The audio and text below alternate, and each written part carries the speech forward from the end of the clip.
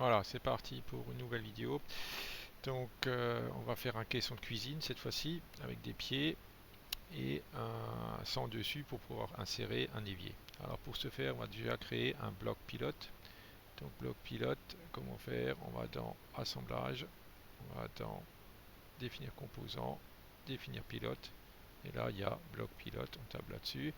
Ça, c'est la largeur, la profondeur et la hauteur. On va rien changer puisqu'on peut le changer à tout moment. On va cliquer sur le repère.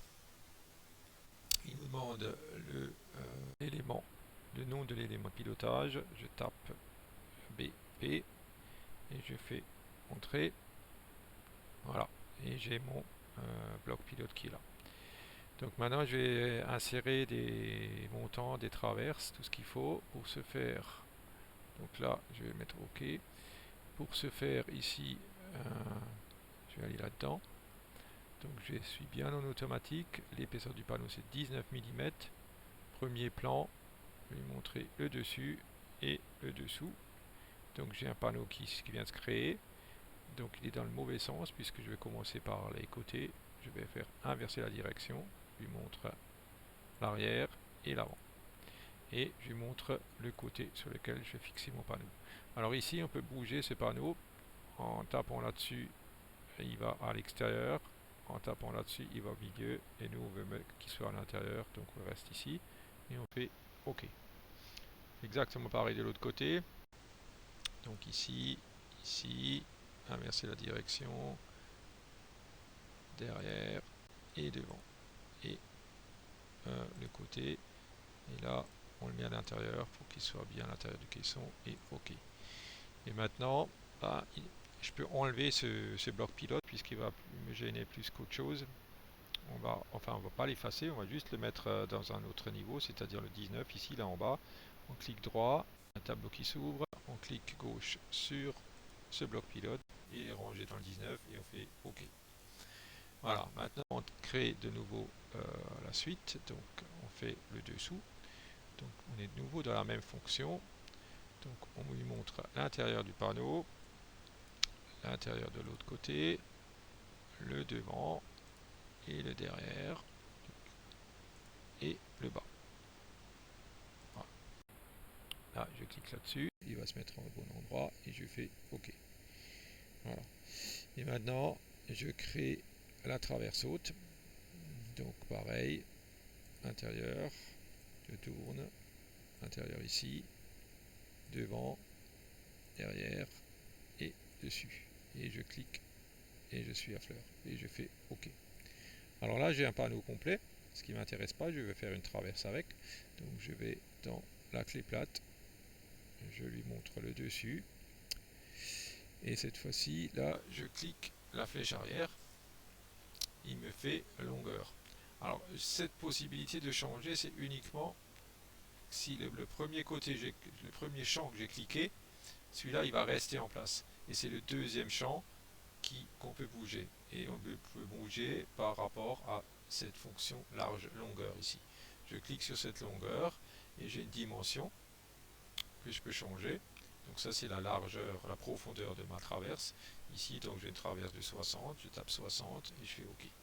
Donc là j'ai bien une traverse de 60 mm. Et je fais OK et OK, deux fois OK. Donc j'ai ma traverse, ensuite je fais ma deuxième traverse qui est là-haut. Donc ma deuxième traverse, je vais la mettre dans le sens vertical cette fois-ci. Donc je reviens dans mon menu, premier plan de nouveau ici, deuxième plan ici, et je fais inverser la direction. Je prends le premier plan, très important celui-là, puisque celui-là, on va le garder, et deuxième plan, le bas. Et après, je vais mettre à fleur derrière, voilà. Et ensuite, donc ma traverse doit être à fleur, donc je clique ici pour être à fleur. Je fais OK. Et maintenant, je vais la changer, puisque je vais traverser, enfin un fond derrière, en fait, c'est pas vraiment le fond, c'est une traverse de stabilité qui a de 100 mm de large. Donc, je clique sur la clé plate, je clique sur cet élément, et je clique sur la flèche du bas, et j'ai de nouveau ma longueur qui apparaît ici. Je tape dessus et je mets 100 mm, entrée. Voilà. Et je fais OK et OK. 2 fois OK. Et voilà, j'ai ma traverse. Maintenant, il me reste le fond à faire. Alors le fond, il faut d'abord faire une rainure pour l'encastrer dedans. Donc je vais dans mon menu rainure ici. Phase de référence, je prends l'intérieur d'un panneau et l'arête du panneau et je tape stop. Voilà. Et alors là, j'ai le choix entre une scie et une mèche. Mèche c'est ça, une scie c'est ça. Je vais garder, c'est pareil en fait. Je vais prendre une scie, je vais prendre une scie. Donc le décalage. Donc le décalage forcément chez nous c'est 19 puisqu'on a mis une traverse. Donc 19. La largeur de la rainure c'est forcément 8 mm. Et profondeur on va mettre 9 mm. Et on fait OK. Et là c'est ma rainure, elle est dedans. Voilà, maintenant je vais copier les réglages. Je lui montrer la face intérieure du dessous, l'arrête et stop. Et on va copier encore une fois. Je tourne, face intérieure, l'arrête et stop. Et voilà. Et j'ai fini les rainures. Donc je fais échappe pour sortir de la fonction. J'ai fait mes deux rainures. Maintenant je vais créer un fond et je vais le faire de la manière pareille qu'avant.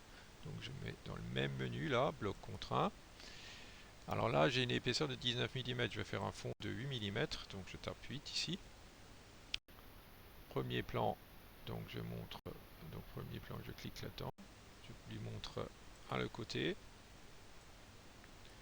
et l'autre côté, et là je suis dans le mauvais sens, donc je fais inversion de direction. Ensuite je lui montre le dessus, le dessous, et je lui montre la face de ma rainure ici, l'intérieur.